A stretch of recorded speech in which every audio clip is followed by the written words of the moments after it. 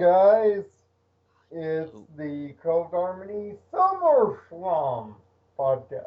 Because, yes, I have to say it like Sean Connery, because it's Summerslam.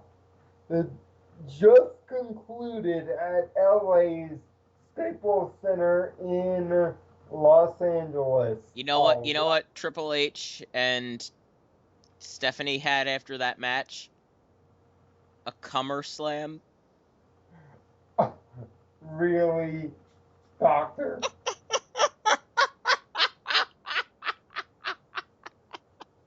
I am Nirvana Sparkle. He with the bad jokes is Dr. Sparkle.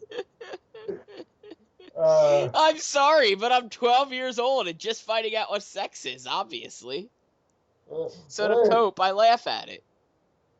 Let's get straight to the fact that you want to know. We do have a new WWE World Heavyweight Champion. His name is Brock Lesnar, and it wasn't even close, folks. It was utter demolition. Yeah, you can't even call that shit a match. Cena just was destroyed, obliterated, demolished.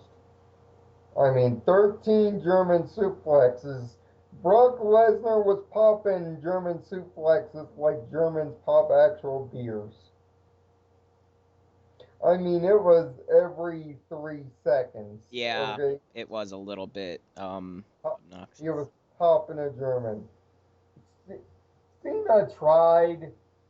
Cena had his flurries of, his let's go Super Saiyan power up mode, but it just wasn't to be. Just wasn't happening. Yeah. No. At all. Just not. At all. And I mean, props for John Cena for just hanging in there, because he caught an F5, folks, early. Yeah, almost right at the beginning. In the first, 10 seconds, he caught one. And was able to kick out. But the second time he caught it, it was not to be. In fact, when the broadcast left, he was still seeing stars. Luna and him were having a visit, folks. When it ended. Yeah. This is Brock Lesnar's 4th World Championship, his 2nd undisputed championship. But now the question remains, how long will Brock Lesnar be around? Yeah, long enough. That was a really fucking blunt answer. But that was just the end of the night. It actually began with a good match between Cesaro and Rob Van Dam. Rob Van Dam picking up the winner in the kickoff show match. Looking very good. But the actual night started with The Miz, aka Rainbow Dash's boyfriend, should be, going up against Dolph Ziggler, with Dolph Ziggler getting the victory and becoming the new IC champion. I keep talking about Dolph Ziggler whenever I can. Please, WWE, run with this guy. Let him have the belt for a while. Let him run. He is a dynamic talent. The crowd was behind him. Fans were happy. It was actually a good match, good showing by Miz, strangely. But let Dolph Ziggler run with it. He absolutely needed this. Absolutely needed it. Badly. I mean, of course, Tyler did not catch that matchup, so it's mostly me here. Great technical matchup, great skill on display, but congratulations to Mr. Ziggler. I even tweeted it out, my congratulations. It's very rare when you see me tweet, but I was that happy about it that I had to tweet it. But the second match of the night was yet another title switch. Paige winning the Divas Championship over AJ Lee. And the ending was bizarre. The ending was just crazy. You know, a little hug it out sort of thing that was just weird. Paige getting her second championship. You know, it was a pretty good match for a Divas match. I would not say it was a bathroom break by any means. But we'll get to the real Diva shocker coming up here in a minute. But the next match was the Lumberjack match, or as me and Dr. Spartan would agree, the lack of a lumberjack match. Let's just call it what it was. It was a bar fight involving Seth Rollins and Dean Ambrose that turned into a bar fight. That if there were chairs, bottles, pool tables, pool sticks, and the like, it would have looked no different than your average bar fight. Yeah. Just everybody was in on this thing, Yep. getting them some. Kane got involved. Everybody was. There was fighting going on in the stands. There was guys taking bumps, major jumps. Everybody on the roster was getting them some in this match. But ultimately, to get back to the two participants, Seth Rollins with the win using the Money in the Bank briefcase to win the match over Dean Ambrose's head. Appropriate for the guy that is supposed to be carrying Money in the Bank. So I have no problem with that whatsoever. But Dean Ambrose did look good. Wasn't bad at all. You know, it's just, I mean, wow. I mean, that was a surprising matchup. Yeah. I thought it was going to be worse than it actually was. It was a good match. It was totally enjoyable.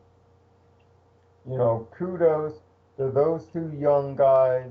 I know we'll see them again. They're excellent.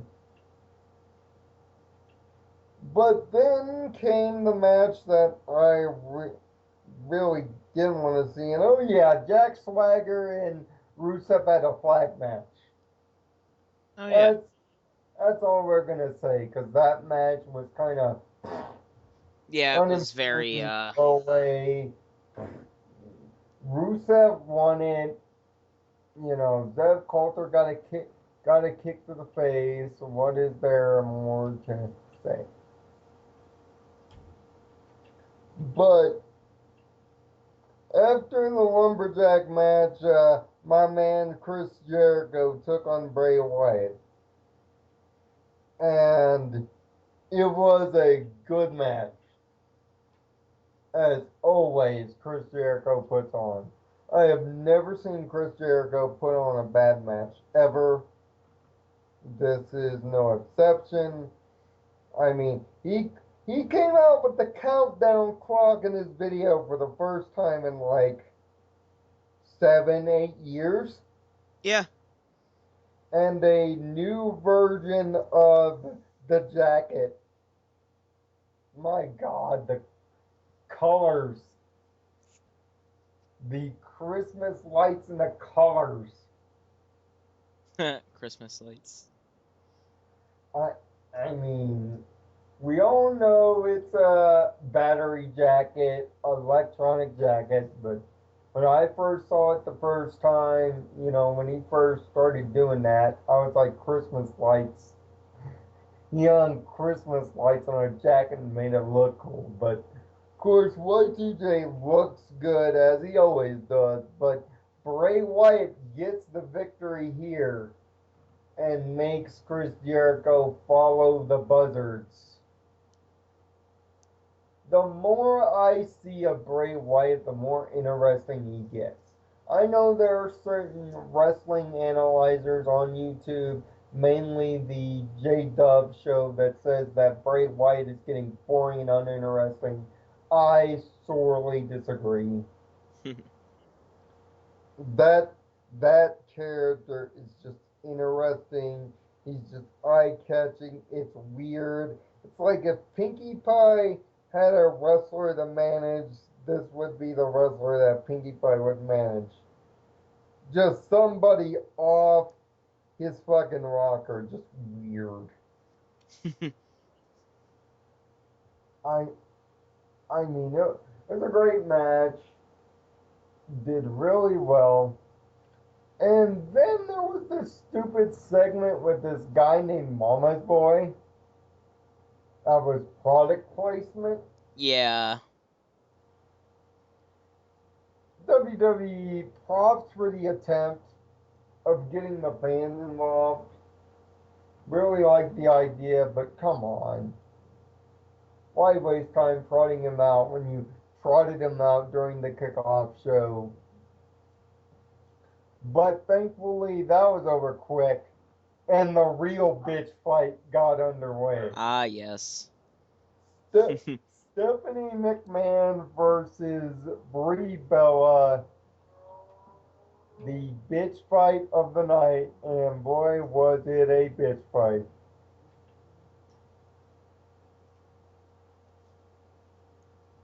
It was a good, solid bitch fight.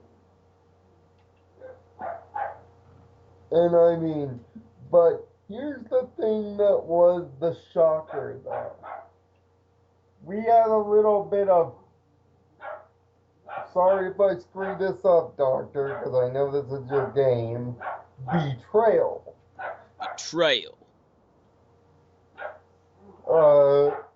Nikki betrays Brie. Yeah, she looked like she was gonna go for fucking, Steph, and then she was like, nah. In the words of that one YouTube poop. Well, nah. Or maybe in the words of Ben. No. And Brie gives Nick. Brie gets a punch to the face by her sister, which leads ultimately to a very well executed pedigree. I won't lie, for the 3 count. And it looks like. It looks like Roman needs to shut the fuck up again. Yeah, I guess Triple H has got himself a second bitch now that he can fuck when he's tired of Stephanie. Although it looked like at the end of the night they were going to go make another baby. By the way, they were looking at each other. Like I said, they're having a Summerslam. Again, with that joke. I mean, it was a shocking betrayal. I did not see that heel turn, that twist coming. I don't think anyone did. It was a It was a very well executed twist. And then before the main event, Randy Orton and Roman Reigns had themselves a doozy of a fight. I mean, Randy Orton brought his best stuff, but it was not enough to stop the train that is Roman Reigns. And I think Roman this, train. yeah, that this will catapult Roman Reigns to that next level. I think expect a U.S. title run for him, probably. He'll probably be the one to take it off of Sheamus. Very, very good match. Very well done match on both sides, but Randy Orton once again chokes in a big match situation. He always seems to do that. Never seems to win big matches. In fact, his SummerSlam record is now on the losing end. This is his, I want to say, sixth SummerSlam loss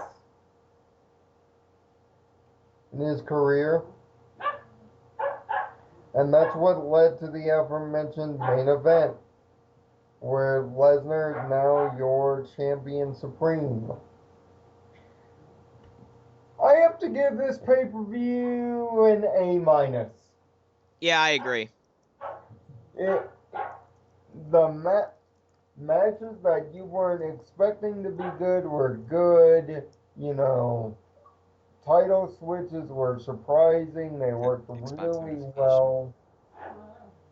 You know, Lesnar being the champion opens up a lot of avenues of thought about where they could be going next. And even though I dread it, because that means the undisputed title might be gone after like October. Which, what are we going to do without a world champion? And of course, Ziggler winning the title for the IC was really good. You know, and really surprising, and I hope they run with it very well. And just so you know, SummerSlam next year will not be in LA, it will be in New York, New Jersey in 2015. The first time that SummerSlam will not be in LA in 6 years next year. And of course, the next pay-per-view where we will do it all again is Night of Champions on September 21st. The pay-per-view where supposedly all the championships will be on the line, but you know that will be a lie, and only about 4 of them will. I mean, I was hoping for an Undertaker appearance, but no dice. I think all of us were. No dice. That's what really disappointed me there was Undertaker not getting some kind of symbolic revenge for the streak, but I guess there's always another night, mainly Survivor Series, I think. You know, it was a good night, a good solid night of wrestling, and it will definitely make Monday interesting. But this also brings up the question, will John Cena now that he's lost it, will John Cena be the record breaker? Will he get 17? Because you know, if he wins again, it will be 16. That will tie him. I don't know. I mean, it's gonna obviously happen eventually at some point. It's inevitable, I think. You know, I don't, like I said before, it, wrestling fans, I think, are a little bit mixed on all subjects. But now we've got to open the discussion. If you watch SummerSlam, leave your thoughts down in the comment section below on how you felt the event was. What do you think Brock Lesnar will do now? Will he stick around now that he's champion? And how soon before John Cena wins number 16? We have a whole nother video on that discussion when that happens. And you can guarantee that will be coming from me. News about the channel. Digimon Frontiers next for Anime Month tomorrow. And we're going to make an announcement on the future of the new 26. It is happening. But we're going to explain to you sometime this week or in the next couple weeks how it is going to happen. It's going to be revolutionary. And it's going to be the biggest thing that we've ever done on this channel. We're getting ready to reboot the entire channel, and this thing is going to be our cornerstone. We're going to explain how it works for you sometime this week, maybe next week. We're going to have a spark of thought up that you're really going to love. That's what's in our near future. And for all the people that have watched these podcasts previously, thank you for supporting the wrestling side of this channel. I know we don't do it often enough, but thank you very much. We've got a bunch of things in store. Doctor Who, pony stuff. We're just going to be busy in the next couple months. So keep it locked right here. This has been the CodeHarmony SummerSlam edition. We will do it again on September 21st. And remember, kids, before you have your own SummerSlam, always wear a condom. Oh.